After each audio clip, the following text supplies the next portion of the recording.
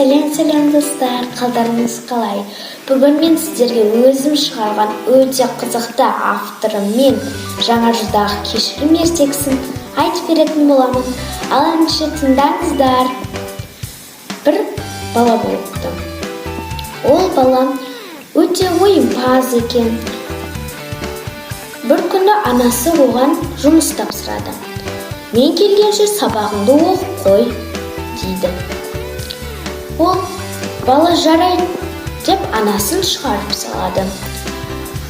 Бірақ анасы келгенше ол сабағын оқымайды. Мультфильм көреді, үйді шашады, ойнайды. Анасы жұмыстан шаршап келгеннен кейін балаға қатты ренжиді. Ол анасын қуанту үшін әпкелерінен көмек сұрайды. Әпкелері оған анасының не жақсы көретінін айтады. Және сол бала гүл және де микрофон алады.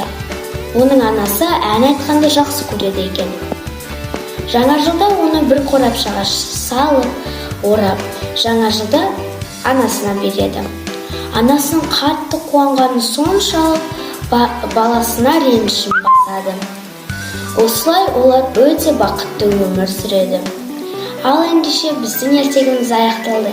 Егер де менің ертегім ұнаса, арнаға жазылып лайк басуды ұмытпаңыздар. 300-ге жетуге аз-ақ қалдық. Всем пока-пока.